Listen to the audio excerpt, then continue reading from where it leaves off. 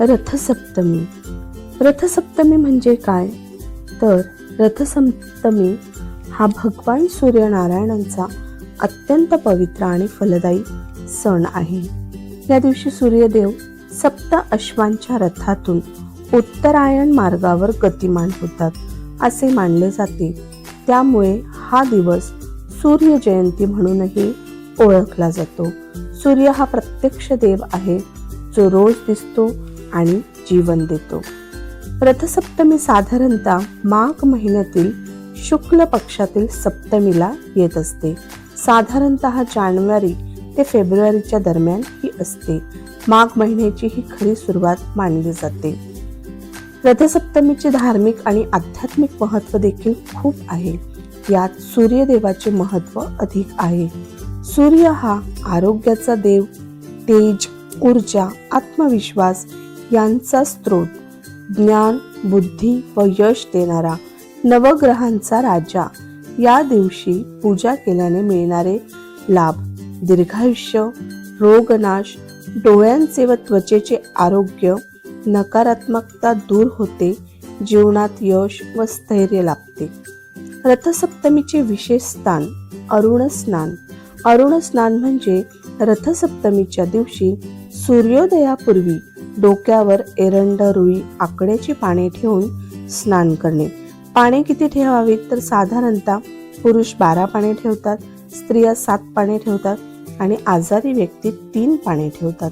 असे मानले जाते की या स्नानाने जुने रोग, दोष, पापे नष्ट होतात. पहाटे काय करावे? तर ब्रह्ममुहूर्तास उठावे, अरुण स्नान करावे, स्वच्छ वस्त्र परिधान करावे. सूर्याला या दिवशी अर्घ्य देणे अतिशय महत्त्वाचे मानले गेलेले आहे. तांब्याच्या भांड्यात स्वच्छ पाणी, लाल फूल, अक्षता, थोडे कुंकू. सूर्योदयाच्या वेळी अर्घ्य देत म्हणावे: ओम सूर्याय नमः, ओम आदित्याय नमः.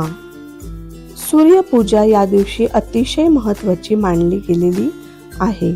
सूर्य प्रतिमा या दिवशी नक्की बघावी.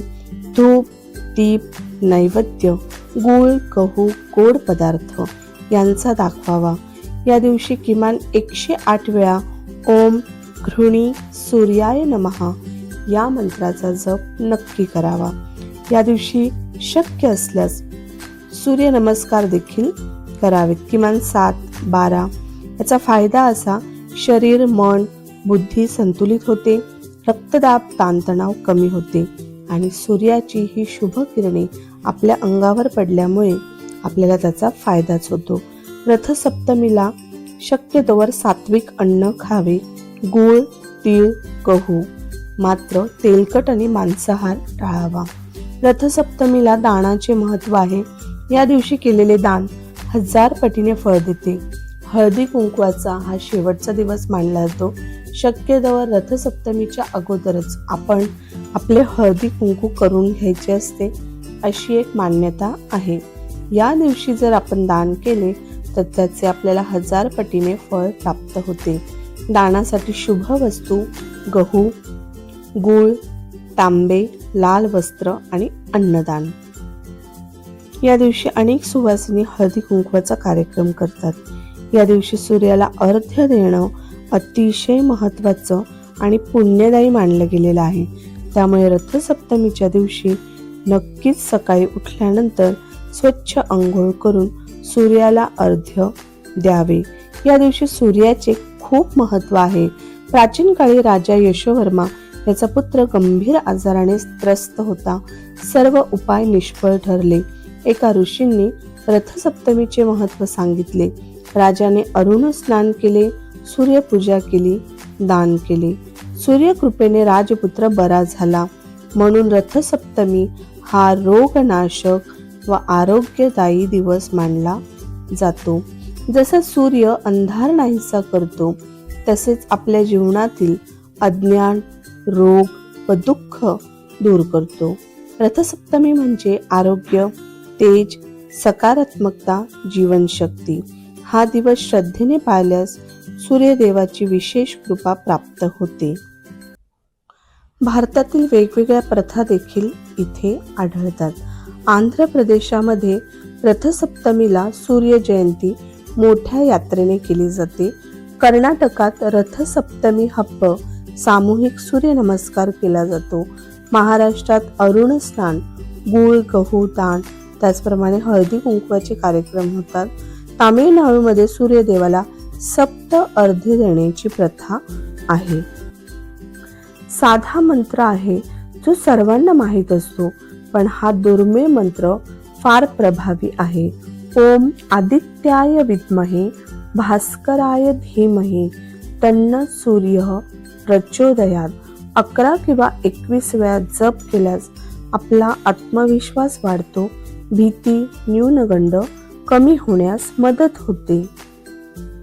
रथसप्तमीच्या दिवशी लाल फुलांचा हार सूर्याला अर्पण करावे, अर्घ्य अर्पण करावे आणि मनात प्रार्थना करावी. याचा परिणाम, सकारात्मक परिणाम आपल्याला हळूहळू नक्कीच दिसतो. रथसप्तमीला हळदी कुंकू देखील दिले जाते. रथसप्तमी हा सूर्यदेवाचा दिवस आहे, जन्मदिवस आहे. तरीही हा एक सण सौभाग्य, आरोग्य आणि स्त्री शक्तीशी जोडलेला मानला जातो. हळद अधिक कुंकू, हळद आरोग्य, शुद्धता आणि तेज, कुंकू सौभाग्य, शक्ती आणि समृद्धी. सूर्यदेवाच्या तेजाशी हळदी कुंकवाचे प्रतिकात्मक नाते आहे. रथसप्तमीला हळदी कुंकू देण्यामागील धार्मिक कारण म्हणजे रथसप्तमी माघ शुद्ध सप्तमीला येते आणि माघ महिना देवी पूजेचा प्रारंभ असतो. विवाहित स्त्रियांना हळदी कुंकू देण्याची प्रथा आहे. सौभाग्य, वृद्धी आणि कुटुंब कल्याणाची प्रार्थना तेव्हा केली जाते.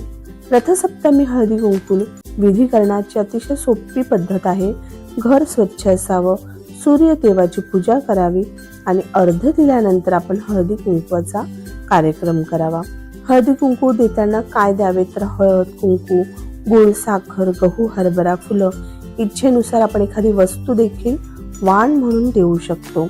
विवाहित स्त्रियांना सौभाग्यासाठी, सुवासिनींना, सासू, आई, वृद्ध स्त्रिया यांना आपण आशीर्वादासाठी अशा ठिकाणी आपण वाण द्यावं.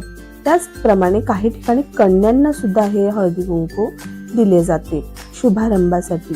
सूर्य आणि स्त्री शक्ती यांचा संबंध आहे. सूर्य म्हणजे जीवनशक्ती, स्त्री म्हणजे सृष्टी शक्ती. दोघांचा मिलाप म्हणजे संतुलित कुटुंब आणि समृद्ध समाज. हळद रोग प्रतिकारक शक्ती वाढवते, कुंकू मानसिक स्थैर्य आणि सकारात्मकता देते. अनेक घरात रथसप्तमीपासून हळदी कुंकवाची सुरुवातही होते. रथसप्तमी, संक्रांत, माघी गणेशोत्सव हे महाराष्ट्रातील विशेष परंपराचे आहेत. रथसप्तमीला दिलेले हळदी कुंकू म्हणजे सूर्य तेजाचा आशीर्वाद स्त्रीच्या सौभाग्यात अर्पण करणे असे मानले जाते. किती सुंदर आणि आध्यात्मिक अर्थ दिलेला आहे.